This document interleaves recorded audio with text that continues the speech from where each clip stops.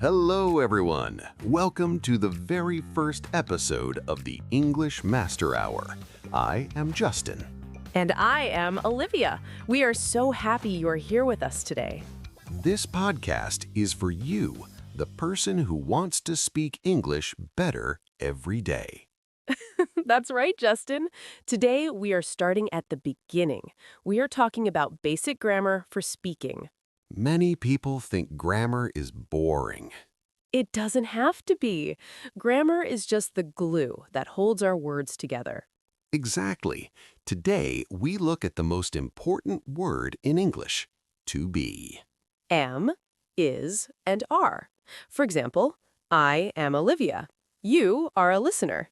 And this is a podcast. Good one.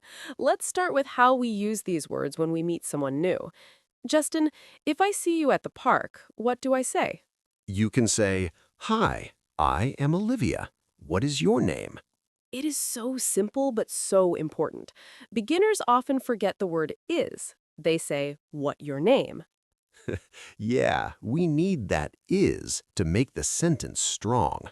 What is your name? Let's practice that. Listeners, repeat after me. I am a student. Now try, "He is my friend." Great. We are ready to move on. In this hour, we will learn how to build your English piece by piece. Stay with us. So, Justin, we know how to say who we are, but what about the things we do every day? Ah, you mean the present simple, like I drink coffee or I study English. Exactly. This is how we talk about our routine. And I definitely drink a lot of coffee. Me too. But wait, there's one rule that is a bit tricky for beginners, the S rule. Oh, right. The S at the end of the word. If I talk about myself, I say, I work. But if I talk about Olivia, I say, she works. It sounds small, but it makes you sound very good when you remember it. He, she, and it love the letter S. Let's try an example. I play football. Olivia? Olivia plays tennis. Perfect. What about your brother, Olivia? Does he cook? No, he doesn't. He eats, but he never cooks. That is a common problem. Listeners, try to think about your morning. I wake up, I wash my face, my mom makes breakfast. Hear that? Mom makes with an S. It's like a little bell at the end of the word. Keep listening for it. Okay, so we have our routines, but what if we want to talk about things right now, like at this very second? That is the present continuous. I am talking and you are listening. Right now, I'm sitting in the studio. And our friends at home are practicing their English. This one is easy to remember because of the ing ending. Think of it like a wheel that is moving, going, doing, speaking. But don't forget your friend from earlier. You still need am, is, or are. Right, you can't just say, I eating. That sounds a bit like a robot. Exactly. You must say, I am eating. Let's look out the window. What is happening? The sun is shining. A dog is barking in the street. It is always barking. So, remember, use present simple for things you do every day and present continuous for things you are doing right this moment. I work every day, but right now I'm talking to you. Perfect. You're getting the hang of this. We talked about things we do, but what about the things we have? Oh, you mean have and has. This is very useful for talking about your family or your phone. Everyone has a phone these days. I have a blue phone. And I have a black one. But wait, Justin, what about our boss? He has a very old phone. Again, we see that S sound for he and she. I have, you have, but he has and she has. It's the same for family. I have two sisters. I have one brother. He has a dog. I want a dog, but I have a cat. Cats are nice too. They are, but my cat has a very loud voice at night. So, listeners, look around you. What do you have? I have a pen. My friend has a car. Use this to describe your world. It is a very powerful little word. Just remember, have for me and you, has for him and her. Okay, Olivia, let's talk about the big three. The big three? What is that? These little words are everywhere in English. Oh, articles. These can be tricky, but there's a simple rule for a and an. Right. We use an when the next word starts with a vowel sound, like I have an apple.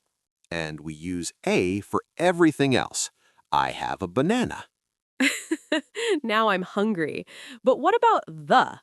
Use the when we know exactly which thing we are talking about. For example, I see a car, any car, but the car is red, that specific car. Exactly. If I say, pass me a pen, you can give me any pen. But if I say, pass me the pen, I want the one in your hand. I always forget that. So a and an are for one thing in general. The is for a specific thing. You got it. Listeners, try this. I live in a house. The house is small. Great example. It's all about being clear. Justin, look at my desk. There are so many things here. You're right, you have many pens and some books. This is perfect for our next topic, plurals, how we talk about more than one thing. Usually we just add an S. One book, two books. One friend, many friends. What English likes to be difficult sometimes. Some words change completely. Oh, like child and children? Yes, you don't say child's, you say I have two children. And what about man and woman? One man, two men. The sound changes a little bit. My favorite one is foot.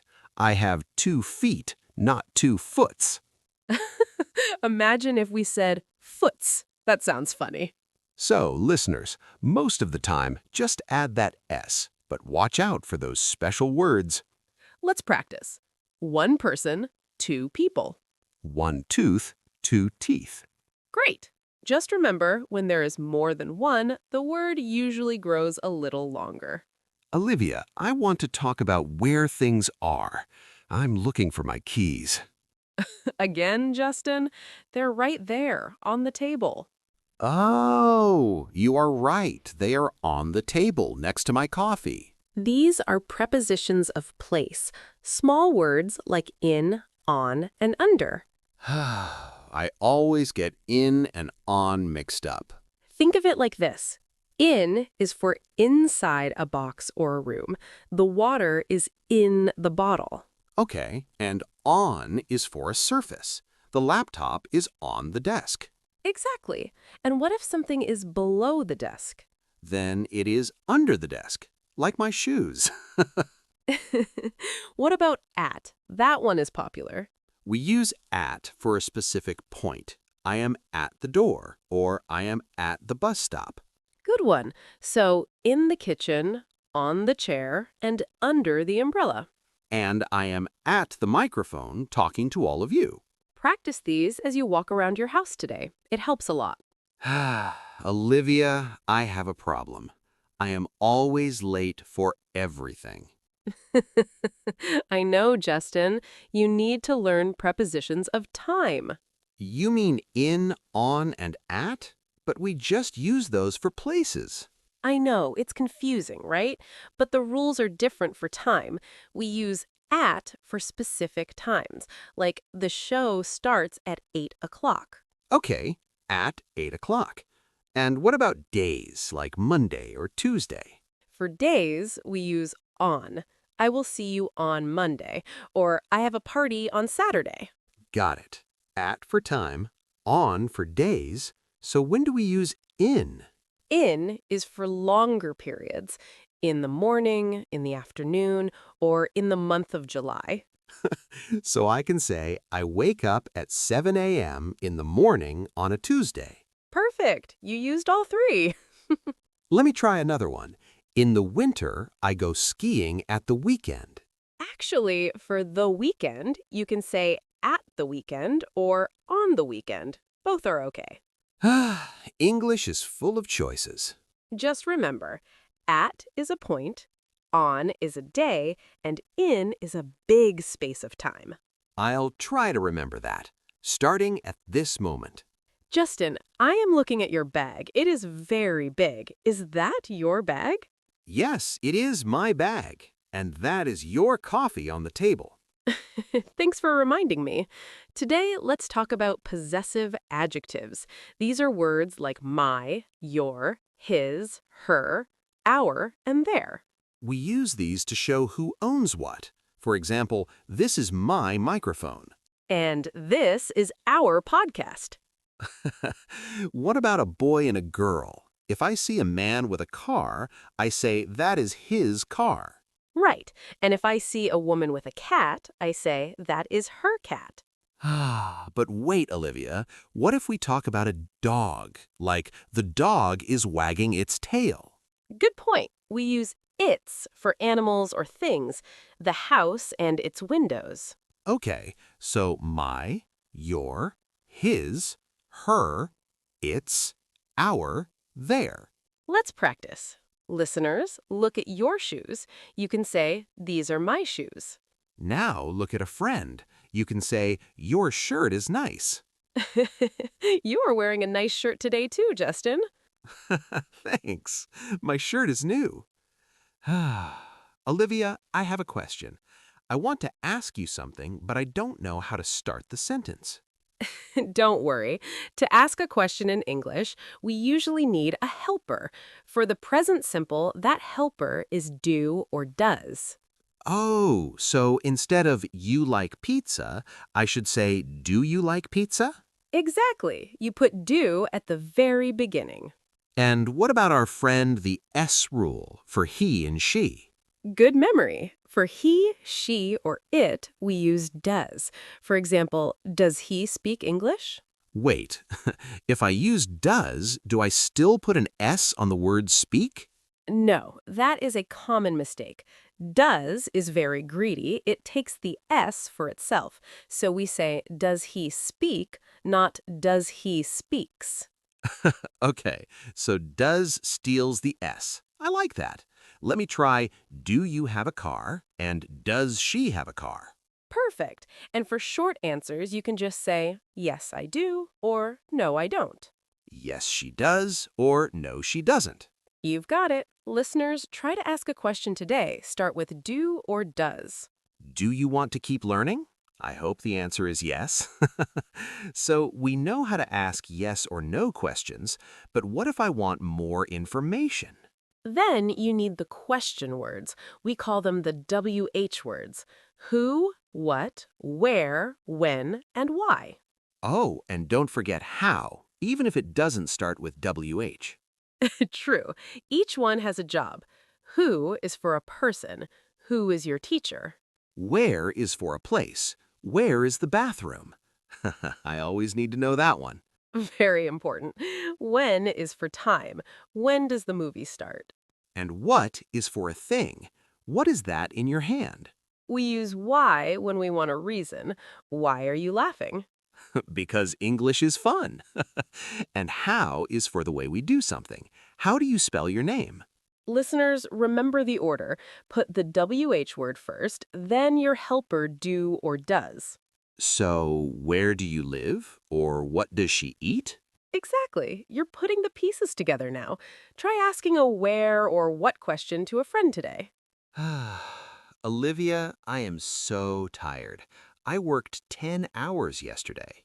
Oh, you said worked. You're using the past simple. Yes, to talk about yesterday or last year, we usually just add ed to the end of the action. Right. I play becomes I played. I cooked becomes I cooked. But just like our plural words, some past words are, well, they're rebels. Yes, the irregular verbs. They don't like the ed, like the word go. You don't say I goed, you say I went. And eat becomes ate. I ate a giant sandwich for lunch.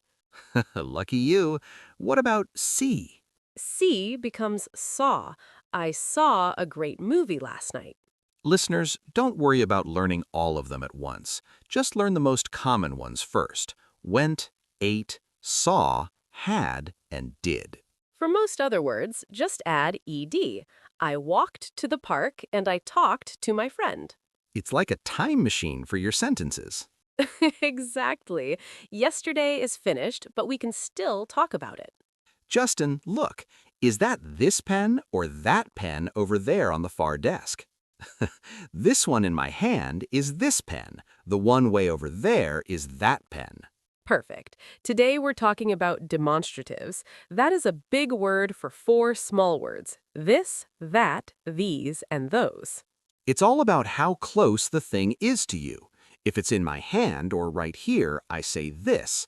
I like this song. But if it is far away, you point and say, that cloud looks like a rabbit. It does. But what if there is more than one? For things that are close, we use these. Look at these photos on my phone. And for things far away, we use those. Look at those birds in the sky. So let's recap. This and these are for things near us. And that and those are for things far away. I always get confused when I go shopping. I want this shirt, but I also want those shoes over there. Just remember, singular is this and that. Plural is these and those. Got it. Listeners, look at something near you right now. Say, I like this, and then name the object. And then look out the window and say, I see that. Great job. You are pointing with your words now. Olivia, I am so hungry. I think I could eat a horse. Well, we don't have a horse, but we have some bread and a lot of cheese. That sounds better. This is a great topic. Quantifiers. Words that tell us how much or how many. Right. We use some for positive sentences. I have some water. But if the bowl is empty, I say, I don't have any cereal. Exactly. Use any for negative sentences or questions. Do you have any milk? Now, what if I have a big amount of something? Then you can say a lot of. There are a lot of people in the park. I like that one because you can use it for everything. A lot of sugar, a lot of cars, a lot of problems. True. But if you want to be specific, use many for things you can count, like many books, and use much for things you can't count, like much time. I don't have much money, but I have many friends. That is a beautiful way to say it, Justin. So, listeners, try to use some and any today. I have some ideas, or I don't have any questions. I hope you have a lot of fun practicing. Olivia, I have a big goal. I want to travel to every country in the world. That is a great dream, Justin. To talk about our dreams and goals, we need to use can. Right. Can is for things we are able to do. I can speak English. I can play the guitar. And what about things you are not able to do? Then I say can't. I can't fly a plane. Me neither. One thing that is great about can is that it is very simple. It never changes. You mean no S rule? Exactly. I can, he can, she can, they can. It is always the same. That is a relief. Can we use it to ask for things too? Yes, if you are at a restaurant, you can say, can I have a glass of water, please? Or if you need help, can you help me? It is a very polite and useful word. So, listeners, what is your talent? Can you cook? Can you dance? I can sing, but only in the shower. Practice saying what you can and can't do today. It's a great way to talk about yourself. Olivia, I'm looking at your notes. They are very organized. There is a 1 and a 2 and a 3 for everything. I like to be prepared. Those are linkers or sequence words. They help us tell a story in the right order. Like first, then, next, and finally. Exactly. Imagine you're telling someone how to make a sandwich. You don't just say the ingredients in a random way. That would be a mess. Right. You would say, first, take 2 pieces of bread, then put some cheese on the bread. Next, add some tomato. Finally, eat the sandwich. It makes the story so much easier to follow. People won't get lost when you speak. You can use this for your day too. First, I wake up, then I brush my teeth, after that, I go to work. After that is a good one too. It's like a cousin to then. So, listeners, if you want to sound more professional and organized, use these words. Don't just say and. Use first, next, and finally. It's the secret to being a great storyteller in English. Well, Olivia, we have reached the end of our hour. I'm actually a little sad. Me too, Justin. But we should be happy. We covered so much ground today. We did, from to be all the way to storytelling. Before we go, let's talk about imperatives. These are words we use to give advice or instructions. Like when I say, listen to this podcast? Exactly. You don't need to say you just start with the action. Practice every day. Speak with your friends. Don't be afraid of mistakes. Don't be afraid is the most important one. Everyone makes mistakes when they learn a new language. Even I do sometimes. We all do. The secret is to keep going. So, for our final segment, let's give our listeners some homework. Good idea. Write down 3 sentences about your day using the grammar we learned. And say them out loud. We hope you enjoyed this hour of the English Master Hour. You are doing a great job on your English journey. Yes, keep studying and stay positive. Thank you for listening to us. I'm Olivia. And I'm Justin. See you next time.